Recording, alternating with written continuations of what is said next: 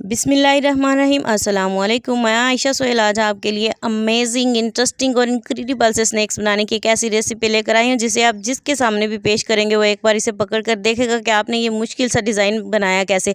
देखने में तो काफ़ी मुश्किल लग रहा है लेकिन बनाना इसे इतना ईजी है कि आप देखकर वीडियो हैरान रह जाएंगे कि आपने इतने इजी तरीके से जो है वो इतने ज़बरदस्त स्नैक्स बनाए। तो बिना टाइम ज़ाया के चलते हैं आज की रेसिपी की तरफ। सबसे पहले यहाँ पे मैंने 1.5 कप मैदा ले लिया। इसके अंदर 2 छोटे चम्मच जो है वो हम नमक के डालेंगे।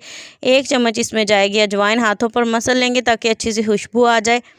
और इसे जो है हम नीम गर्म पानी के साथ हल्का सा जो है वो मिक्स करेंगे। मिक्स करने के बाद हम इसके अंदर शामिल करेंगे 2 टेबल स्पून घी शामिल करने के बाद आपने तकरीबन 3 से 4 मिनट तक इसे अच्छे से गूंदना है, जैसे हम आटा गूंदते हैं।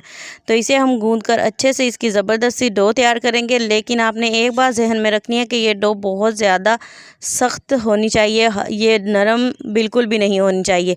तो डो हमने तैयार कर लिया। इसके ऊपर घी लगाकर इसे 15 से 20 मिनट के लिए रेस्ट देंगे। तब तक जो है वो हम इसके अंदर की स्टफिंग तैयार करेंगे। इसके लिए यहाँ पे मैंने उबले हुए आलू ले लिए जिन्हें मैंने जस्ट नमक डालकर उबाल लिया था। इन्हें पोटैटो मैशर की मदद से मैश कर लेंगे। मैश करने के बाद शामिल करेंगे इनमें ढेर सारा हरा धनिया, 2 चम्मच कुटी हुई लाल मिर्च,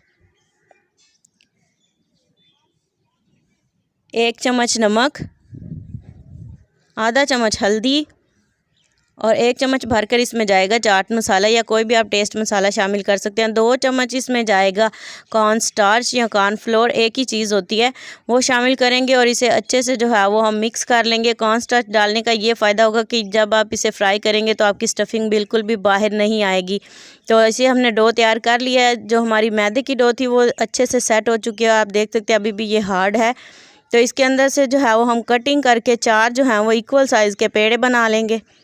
एक पेड़े को जो है वो हाथ में लेंगे और इस तरह से जो है वो बेलना शुरू करेंगे कि इसकी दरमियान में से साइडें नरम हो, दरमियान में से पतला और साइडें जो है इसकी मोटी हो। मोटी साइडों को पकड़कर पेड़ा बना लेंगे और इस पेड़े को जो है वो हम बोर्ड के ऊपर रखकर हल्का सा सेट करेंगे हाथ की मदद से। जैसे ही हमारा पेड़ा हल्का सा सेट हो जाएगा इसे हम बेल लेंगे और बेल कर जो है वो एक चकोर रोटी आपने बनानी है। गोल बिल्कुल भी नहीं बनानी। अगर गोल बन जाए तो इस तरह से आपने उसकी साइडें जो हैं वो रिमूव कर लेनी है। तो बहुत ही इजी है ये स्टेप। यहाँ पे जो है वो मेन स्टेप आपको बताऊंगी। सबसे पहले आपने दरमियान इसकी लंबाई के रुख में कटिंग करनी है और आप देख सकते हैं कटिंग मैं फुल नहीं कर रही, ऊपर से मैंने थोड़ी सी जो है वो डो छोड़ दी है और नीचे से कटिंग करनी शुरू की है। सेम इसी तरीके से आपने इसकी कटिंग करनी है। तो देखें कटिंग मैंने कर लिया है। अब बिल्कुल इजी वे में जो है वो अगर आपकी हार्ड डो होगी तो देखें बिल्कुल आराम से जो है वो इसे एक स्टिप पकड़ें और इसे ट्विस्ट करते जाएं। इसी तरह से जो है वो सारी स्टिप्स को आपने ट्विस्ट करना है।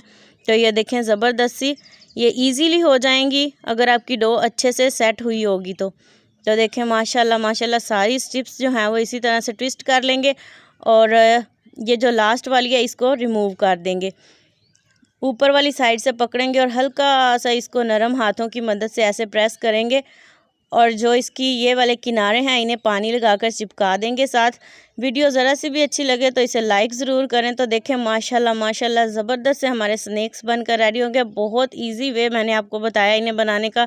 फ्राई करने के लिए सबसे पहले पैन में घी गरम करेंगे और इसके अंदर जो है वो इन्हें डाल देंगे। तकरीबन ये 2 से 3 मिनट लेंगे एक साइड से और इतने ही मिनट लेंगे दूसरी साइड से और बहुत ही क्रिस्पी गोल्डन प्यारा सा कलर आने तक हम इन्हें फ्राई करेंगे। तो देखें माशाल्लाह माशाल्लाह बहुत ही प्यारा सा इनका कलर आ चुका है। ये गोल्डन हो चुके हैं। ये खाने के लिए बिल्कुल तैयार है, लेकिन इन्हें ठंडा करके खाएं, गरम गरम बिल्कुल भी ना खाएं। तो चलें जी, उम्मीद करती हूँ आपको मेरी आज की रेसिपी और वीडियो पसंद आई होगी। वीडियो ज़रा सी भी अच्छी लगे या रेसिपी अच्छी लगे तो लाइक ज़रूर करें। इसी तरह की इंटरेस्टिंग रेसिपीज़ हासिल करने के लिए चैनल को सब्सक्राइब कर लें।